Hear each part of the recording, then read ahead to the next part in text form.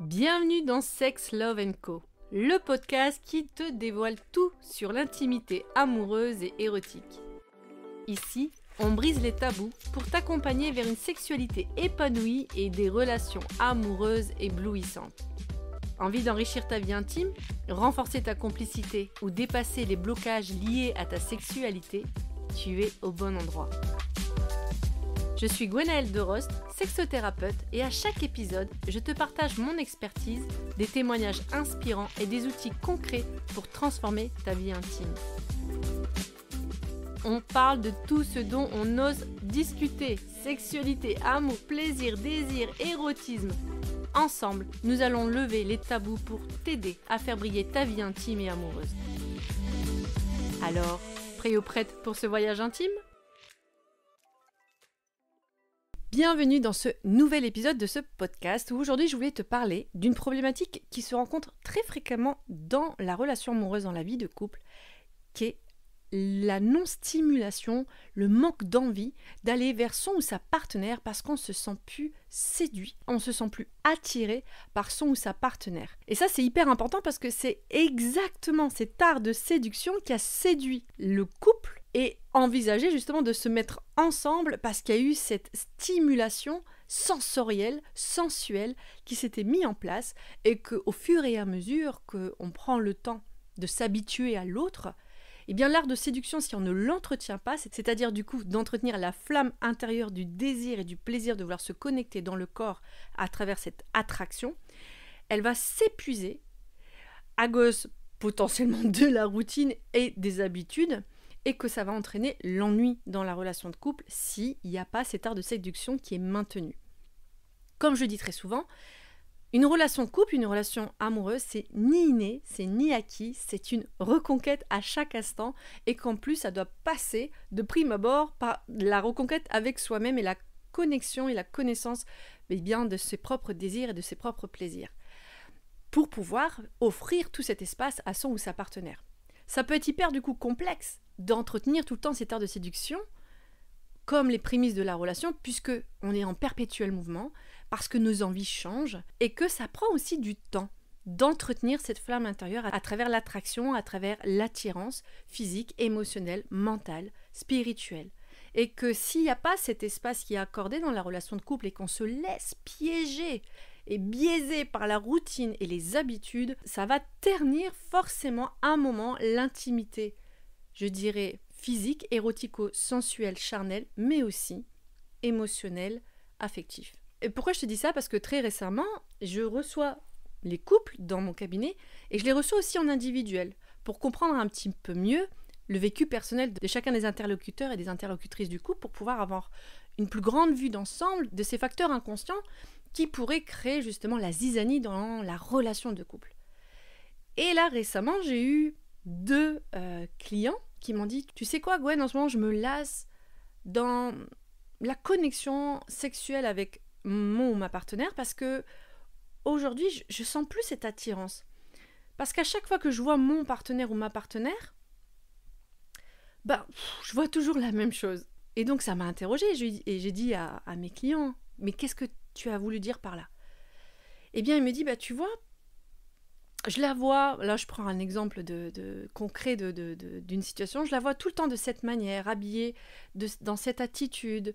Il n'y a pas de pétillant, il n'y a pas un moment où je sens que là il y a une place d'ouverture, aller vers un jeu de séduction. » Donc moi ce que j'entends de la part de ces partenaires qui m'ont partagé leur souci de ne se plus sentir attirés, d'ailleurs ça les attriste, je leur dis en fait en clair ce que j'entends c'est que toi tu as besoin d'un stimuli visuel, sensoriel pour sentir que tiens là la flamme eh bien, de nouveau, elle rejaillit et que ça donne envie d'aller vers une connexion intime au lieu d'être toujours dans ce quotidien, dans l'attitude avec le corps, dans l'accoutrement, dans le partage et qu'il y avait un besoin là de stimuli visuels pour pouvoir là activer le désir dans le corps et donc de sentir que cette flamme d'envie, de séduction et d'attirance soit là bien vivante. Il me dit oui effectivement, je dis il n'y a rien, il n'y a pas de contexte en fait. Et je dis c'est intéressant. Je lui dis comment tu penses qu'il est possible de créer ce contexte ? Il me dit je sais pas, parce que j'ai pas l'impression que ça lui appartient, qu'elle arriverait à atteindre cette manière d'être, parce que j'ai l'impression qu'elle est plutôt réservée. Parce que dans cette expérience, c'est un couple hétérosexuel, donc il y a le désir d'un homme de rencontrer sa femme autrement. Et du coup, là, je vais pouvoir te faire un aparté sur, eh bien, justement, les freins que les femmes sentent à pouvoir se vivre librement dans l'art de la séduction. Mais là, je vais rester là dans le côté relationnel, parce que ça peut très bien s'appliquer, peu importe si on est dans une relation hétérosexuelle ou homosexuelle, ou bisexuelle, peu importe. Moi, ce qui m'interroge, c'est du coup, qu'est-ce qui fait qu'il n'y a pas encore, possiblement, ce sentiment d'être à l'aise de pouvoir l'exprimer à son ou sa partenaire, ce besoin d'être stimulé, notamment ici, là, visuellement, ça pourrait être aussi à travers d'autres sens, comme l'odorat. L'odeur, c'est hyper important. Mettre du parfum ou déjà de se laver, ça c'est sûr, mais c'est hyper important parce que si on sent que l'autre, il se laisse aller, ça peut apporter cette forme parfois de non-désir et voire même de dégoût parce qu'il y a une sorte de... La personne est là, elle se sent tellement à l'aise qu'elle en oublie en fait que il n'y a plus du coup ce jeu de séduction qui se met en place comme on le faisait au début où on se mettait toujours sur son 42 pour être sûr de plaire à l'autre. Et c'est ça qui du coup va être potentiellement décevant ou même blessant, c'est se dire pourquoi tu faisais l'effort au début de notre relation et là tu le fais plus. Parce que ça me plaisait, moi. C'est ça qui m'attirait, c'est ça que je faisais. Waouh, je t'admire. Non pas que sur le côté, je dirais, physique, matériel, mais sur cette manière, cette prestance et cette qualité, je dirais, de présence que tu m'offrais. Ça, c'est hyper important de le garder et de l'entretenir, cette qualité de présence qu'on offre à l'autre. Et du coup, pour revenir sur l'expérience de mon client, je disais, est-ce que toi, tu sens aussi que tu fais cet effort-là, cette réciprocité, de pouvoir la stimuler aussi visuellement, pour qu'elle puisse aussi potentiellement sentir peut-être cet espace qui est important à offrir dans la relation de couple. Il y a eu un petit bug dans la planète, hein, évidemment, on a essayé de voir peut-être elle potentiellement ce qu'elle aimerait de sa part. Mais comme, et ça va être important de le comprendre, on n'a pas tous le même langage érotique, potentiellement pour sa partenaire, son langage érotique, ça va être plutôt être dans la forme de toucher, qui va pouvoir, elle, l'exciter, rendre ce moment attirant, se sentir séduite par son partenaire. Tandis que lui, c'est plutôt dans l'art du sensoriel visuel. Et que c'est là, lui, il va sentir « Oh, waouh, ma nana, là, elle en claque, j'ai envie d'aller vers elle. » Et je le comprends totalement. C'est juste qu'à un moment donné, en fait, on n'a pas du tout les mêmes langages sensoriels dans l'art de la séduction. Et que ça va demander de pouvoir s'ouvrir à une discussion sur la compréhension de « Tiens, c'est quoi qui te stimule, toi, dans la relation ?» Et dans l'art de la séduction, c'est quoi qui te séduit? C'est quoi qui t'attire?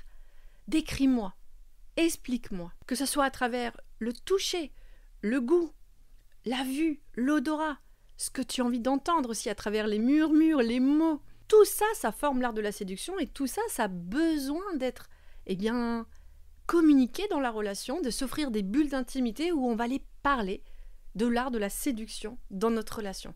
Qu'est-ce que moi me stimule et me fait que là, waouh, j'ai envie d'être en connexion avec toi dans l'intimité corporelle et affective potentiellement. Et toi, qu'est-ce qui te stimule? Ça, c'est hyper, hyper important. Bientôt, je vais te proposer justement un mode d'emploi dans le couple. Donc, reste bien informé dans les prochains podcasts parce que bientôt, je vais pouvoir te proposer ces modes d'emploi. Maintenant, je vais te faire un petit bémol sur ce que moi je ressens quand je reçois justement aussi ces femmes individuelles qui m'expliquent cette envie d'être dans cet art de séduction, qui ont envie d'être dans cette phase de femme initiatrice, mais qui sentent tellement de résistance. Je l'ai déjà plus ou moins évoqué dans les 2 autres podcasts, mais c'est vraiment quelque chose qui est un mal-être là dans l'histoire de la femme.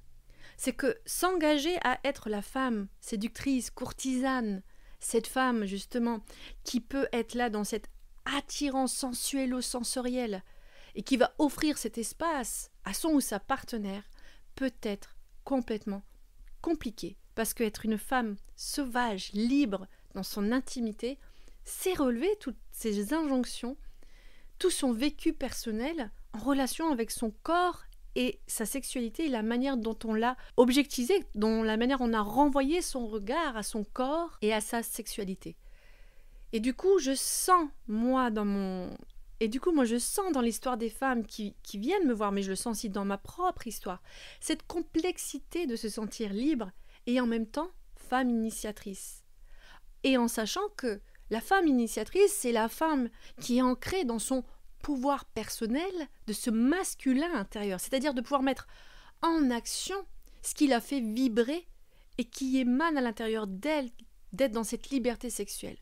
Et très souvent, à cause de toutes les injonctions, mais aussi à cause de tous les stéréotypes posés sur le genre masculin-féminin, donc genre homme et femme, eh bien on a plutôt tendance à dire que c'est l'homme qui est dans l'action et la femme qui est tournée dans l'émotion. Et du coup, une femme qui se vit pleinement dans son pouvoir masculin intérieur, donc cette énergie yang, c'est compliqué quand on a eu tendance à la bafouer et à en dire et à stéréotyper la femme que sous un aspect d'elle-même et de ne pas laisser vivre un autre aspect. Et c'est vice-versa pour l'homme. L'homme, on ne l'a pas laissé vivre dans son aspect émotionnel, mais plutôt toujours le tourner dans l'action.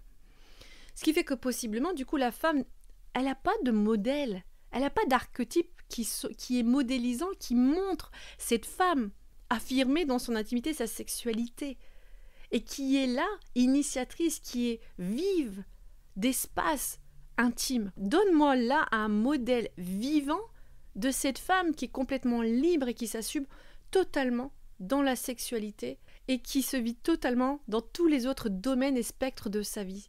Eh bien, c'est très rare. C'est très très rare. J'ai que très peu de modèles de femmes vivantes assumées pleinement dans sa sexualité tout en étant épanouies dans d'autres aspects de sa vie. Parce qu'il y a toujours ces injonctions que si elle s'assume pleinement dans son intimité, son art de séduction, cette courtisane intérieure, ce n'est toujours pas une femme mariable, une femme mère, respectable. Il y a toujours cette tendance à penser que forcément c'est une fille facile. Alors, évidemment, là je grossis le portrait, mais c'est juste pour te dire que possiblement ce sont des freins inconscients qui sont dans le corps. Parce qu'il y a toujours eu la présence de ces injonctions sociales et sociétales, à travers notamment aussi la religion et l'éducation qu'on a reçue. Et c'est important de comprendre que parfois, en fait, je pense que la femme aimerait se présenter dans cet art de séduction, de l'assumer pleinement, mais parfois il y a des complexes intérieurs, conscients ou inconscients. Et aussi, parfois, j'entends souvent dans les vécus des femmes, c'est que parfois elles ont offert cet espace où elles se sentaient pleinement femmes, libres, sauvages et séduisantes et séductrices et qu'on a bafoué leur espace en ne respectant pas le consentement. Et je pourrais aussi en parler pour les hommes de cet espace où ils se sentent fragiles d'être initiateurs parce qu'on les a fragilisés eux aussi dans leur représentation de leur potentiel, de leur corps, d'offrir des espaces et que c'est ok la maladresse, qu'ils ne sont pas obligés tout le temps de performer et que ça soit toujours au top du top. Il y a vraiment aussi tous ces aspects-là à prendre en compte. Ce que je trouve moi intéressant du coup, c'est de pouvoir, comme je disais, quand il y a très peu de modèles, se donner le droit de vivre des modèles archétypales, c'est-à-dire d'avoir des archétypes, comme par exemple Lilith, Marie-Madeleine, Vénus, Aphrodite, d'être dans tous ces archétypes-là, et il y en a plein d'autres qui sont dans ce potentiel où j'entends souvent chez la femme, quand je dis « Quelle est la femme pour toi qui serait le modèle ?» Autant d'être la femme séductrice, la femme qui s'affirme, qui est dans sa puissance, qui est aussi potentiellement carriériste, qui est aussi potentiellement mère ou quoi que ce soit. J'ai souvent, je ne sais pas pourquoi, Gabi de Desperate Housewives, qui représente cet archétype où la femme s'assume. Et c'est très étrange qu'il y a souvent cet archétype qui revient. Mais c'est intéressant parce que, du coup, on peut sentir, c'est quoi l'énergie de ce potentiel de cette femme que tu ne trouves pas encore accessible chez toi? Qu'est-ce qui fait que là, il y a encore des freins pour être pleinement dans cette femme, dans tous ces aspects qu'elle englobe? Et je trouve ça enrichissant de pouvoir, du coup, comprendre, c'est quoi mes freins? Quand je vois cet archétype, pourquoi j'arrive pas à tendre vers cet archétype? Puisque cet archétype, il est vivant en moi. C'est juste que là, il y a des freins. Et donc ça, c'est pour te donner justement une clé, une astuce sur... quand on sent ces freins à l'intérieur de soi, de pouvoir sentir quel est le modèle vivant ou archétypal qui pourrait me faire ressentir mon potentiel à l'intérieur de moi, et en même temps de voir quels sont du coup possiblement les blocages, les résistances, les freins pour pouvoir les travailler. Parce que je le garantis à tout le monde, on a tous ce potentiel séducteur, séductrice. C'est juste qu'il y a beaucoup de freins, il y a des choses qui sont peut-être beaucoup plus ouvertes et innées chez certaines personnes, de par leur, identité, personnalité, mais en tout cas, ce pouvoir de séduction, il est au creux de chaque personne. Donc là, c'était pour t'expliquer un peu ce qui se passe dans l'historique et l'histoire de la femme. Et comme je te disais, évidemment, ça s'applique dans d'autres degrés, dans d'autres facteurs chez l'homme aussi. Pour faire une petite parenthèse, justement, si tu es une femme qui écoute là ce podcast, là j'offre en ce moment un challenge pour être à la reconquête de sa féminité. Donc n'hésite pas à retrouver le lien juste en dessous de la description de ce podcast ou dans ma page Insta ou mon site web. Tu pourras justement, en apprenant à te reconnecter avec toi-même, sentir ton potentiel et ton pouvoir intérieur. Et je tiens à rappeler que chez l'homme, il y a toujours un challenge qui est disponible et qui est ouvert à tout moment pour aller justement aussi à la reconquête de son intimité en se reconnectant avec son corps. Pour terminer ce podcast, ce qui va être bon à rappeler, c'est que l'art de la séduction dans la relation, c'est important de l'entretenir pour que le feu intérieur du désir et l'envie de se connecter corporellement, sensuellement, érotico-charnel avec son ou sa partenaire soit toujours vivant et vibrant. Et que ça passe du coup par une communication concrète de qu'est-ce qui te stimule dans l'art de l'attirance, de la séduction d'un point de vue de tes sens, puisque ce sont les sens qui vont donner et qui vont faire sens au cerveau sur qu'est-ce qui me stimule dans le corps quand je te vois, je te sens, je te goûte, je te touche et je ne sais plus lequel des sens et je te vois, voilà. Ensuite, c'est important aussi du coup de voir possiblement les freins et les résistances, c'est-à-dire que là, qu'est-ce qui pourrait peut-être potentiellement te dire que tu ne peux pas te donner le droit d'être totalement libre avec moi? Est-ce que tu as peur d'une image? Est-ce que tu as des freins, des résistances face à des images que tu as reçues de ce que devrait être, par exemple, l'homme ou la femme dans l'intimité, dans la relation de couple, qui fait que ça peut bloquer notre relation? Ça, c'est hyper important de pouvoir en parler librement, même si ça va soulever de la gêne, du malaise, mais de créer ce contexte avec une réelle écoute active, par une langue passive, pour pouvoir permettre à l'autre d'exprimer librement ce qui se passe à l'intérieur de soi. Et là, non seulement vous allez pouvoir vous offrir de nouvelles informations capitales pour retrouver l'art de la séduction dans votre relation, et en plus construire une complicité et une harmonie tellement belle dans la relation si vous donnez ce moyen de pouvoir offrir cette communication qui est riche, qui est épanouissante, qui est approfondie, et où on va aller chercher vraiment tout, je dirais parfois le mal-être et la profondeur du malaise d'être soi, parce qu'il y a tellement encore des peurs, des injonctions, des doutes, des craintes. Et c'est important de pouvoir offrir cet espace dans sa relation si vous voulez vivre ensemble une relation épanouissante. Voilà pour cet épisode, j'espère que ça t'a plu. N'hésite pas à me laisser un commentaire. N'hésite pas, donc comme je te disais, à aller consulter ma page Insta si tu veux participer à des challenges gratuitement pour retrouver une connexion pétillante avec toi-même et la proposer à ton ou ta partenaire. Pour cela, ma page Insta, c'est sublimation-du-bas, donc le tiré du 8, Gwen, GWE2N, ou retrouver sur ma page web, sur mes programmes ou mes ressources, www.sublimationbygd.com, donc bygd pour gwenelderos.com. Et comme d'habitude, moi je te retrouve la semaine prochaine. En attendant, prends soin de toi. Merci d'avoir écouté cet épisode. J'espère qu'il t'a donné des clés pour enrichir ta vie amoureuse et intime. Si tu as aimé, abonne-toi, laisse un avis et partage-le. Moi, je te retrouve mardi prochain pour une nouvelle dose d'amour, de complicité et de sensualité. Si tu veux dès maintenant retrouver d'autres astuces ou d'autres ressources, n'hésite pas à consulter ma page Insta, ma chaîne YouTube ou encore de découvrir ma page web sur Sublimation, l'école virtuelle de l'éveil tantrique et de l'intimité. En attendant, prends soin de toi et je te dis à très vite pour un nouvel épisode de Sex, Love & Co.